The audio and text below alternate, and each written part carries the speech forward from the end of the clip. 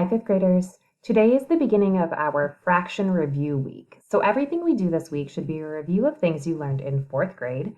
And we're just going to spend each day going over a skill you learned last year to get ready for our fifth grade fractions. Today we're going to practice finding the greatest common factor in order to simplify fractions.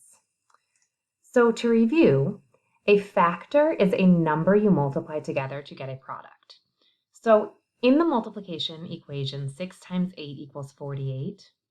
6 and 8 are both factors of 48. You can multiply them together to get to that number 48. So if I wanted to find the factors of 12, I would think, what are all of the things I can multiply together to get 12? Well, I know I could do 1 times 12 and get 12, or 2 times 6, or 3 times 4. Each of those are going to give me a product of 12. Those are all of the things that I can think of to multiply together to make 12. So each of these, 1, 12, 2, 6, 3, and 4, are factors of 12. This also means that a factor divides a number completely without leaving any remainder. So if I wanted to figure out the factors of a number, I could also think of what can I divide that number by and get a whole number. So again, if I'm looking at the factors of 12, I see that we have 1, 2, 3, 4, 6, and 12.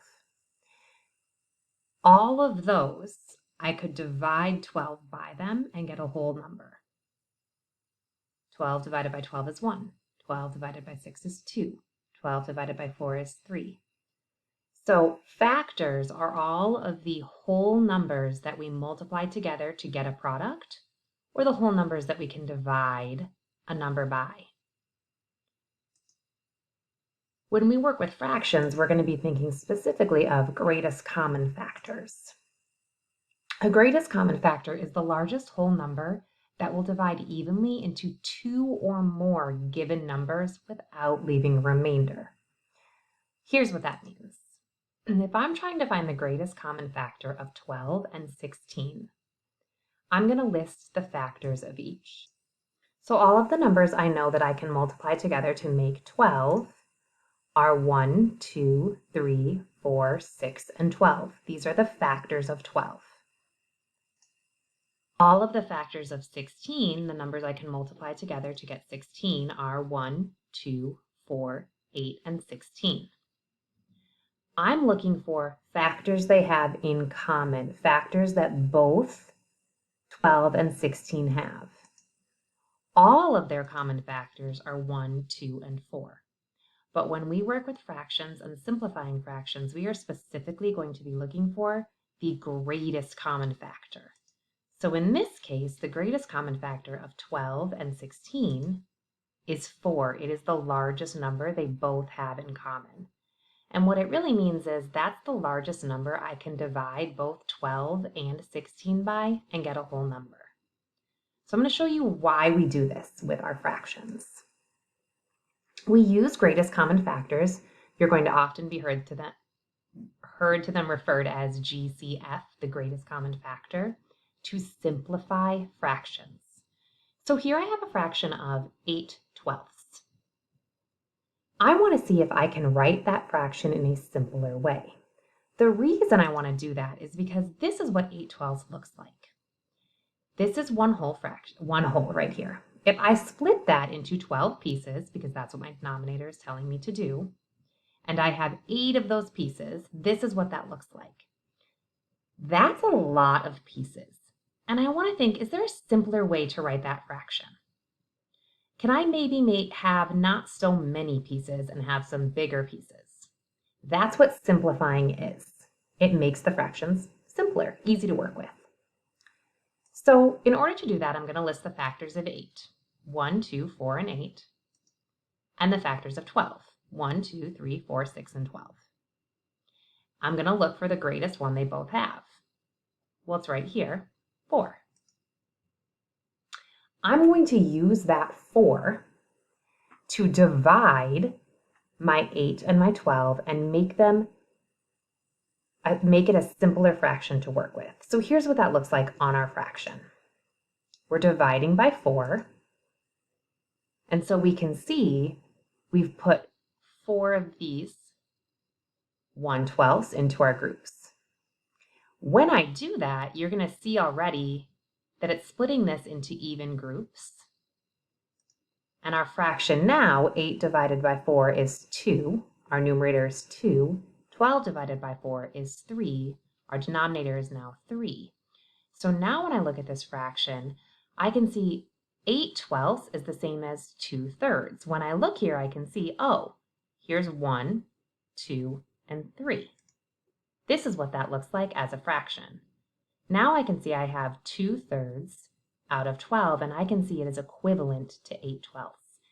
That's a simpler way to write that fraction. That's why we simplify, and that's why we use greatest common factors, so that we can just divide by the biggest number we can, both our numerator and denominator, and get a simpler fraction. These pieces are larger, and there's less of them, which makes them a little easier to work with. So now I'm going to show you guys how you are going to find some greatest common factors on your slides. So here's an example problem to see exactly what you're expected to do. The first thing says, list all the factors of the numerator and the denominator.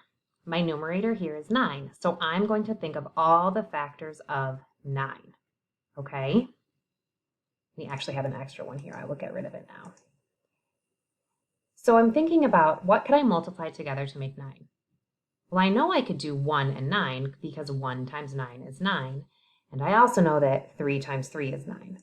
So my factors are 1, 3, and 9. Notice I'm not writing 3 twice because it's the same number. So I'm not doing 1 times 9 and then 3 times 3 and then 9 times 1 because I don't need to repeat the same number more than once.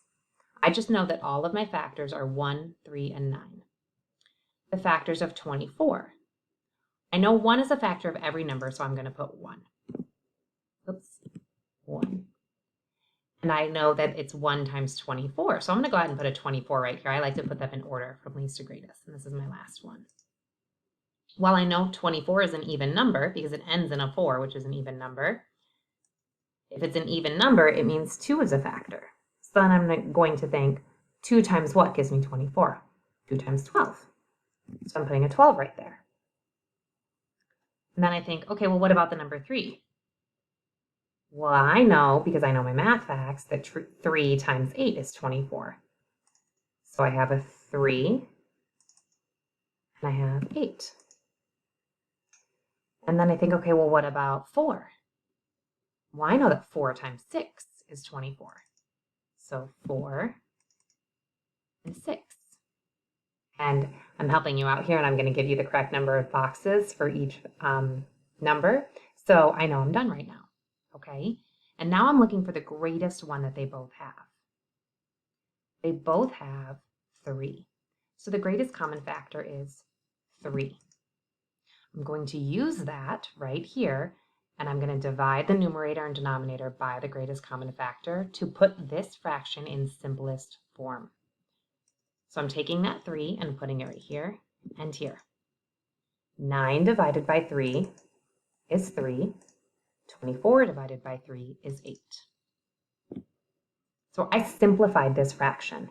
9/24 in simplest form is 3/8. Now I have way less pieces to work with, and the pieces are much larger, so it's simpler. So now it's your turn. You're going to do this same thing with the next 5 problems on your slides.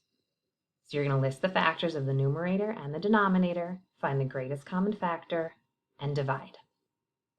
When you get done, rate yourself on how you did, and then don't forget to submit your slides.